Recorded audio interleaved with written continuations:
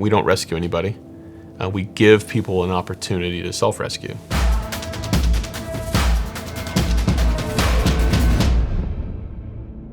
So how do you disrupt human trafficking? Another misconception, I think, is that there are these sophisticated, networked human trafficking cells, like human trafficking organizations. And they do exist. But largely, in my experience, like working in the United States, it's one guy trafficking two ladies, or maybe two guys kind of working in partnership trafficking three. So they're very cellularized. It makes it very challenging.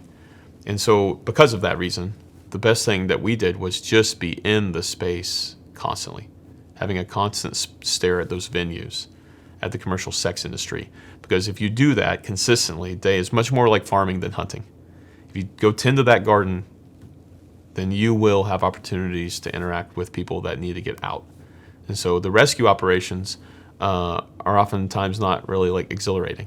It's like just police units, police agencies develop a reputation in the sex worker population that they treat you fairly and they'll listen to you. They may interdict you, but then you don't go to jail, you go to aftercare, right? And so building that reputation is hugely important because we're really reliant upon outcries.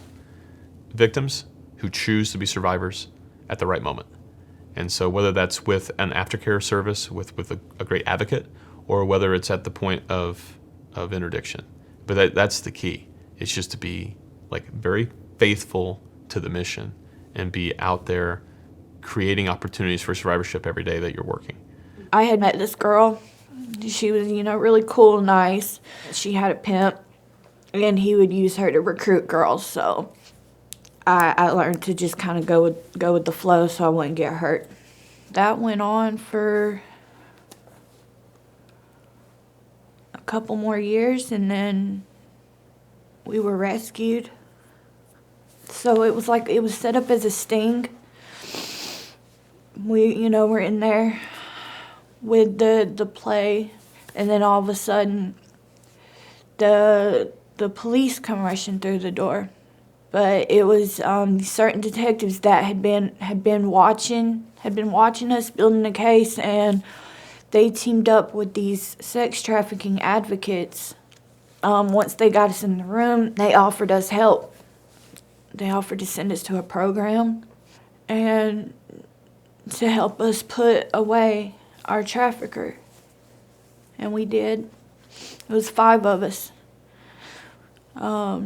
We went to trial, and he was convicted of 12 counts of sex trafficking, including of a minor. And he got 69 years in prison, no chance of parole. It was relief. I felt happiness, but then I felt fear because it was scary. It was something different, and I had got accustomed to living like this for so long that it just became survival.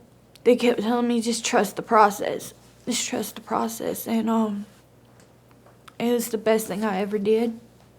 It was hard at first, having to go through withdrawals, having to be somewhere where, you couldn't, there was rules, and you kind of had to give away your freedom in one sense, but in another sense, you're being set free from a whole kind of hell.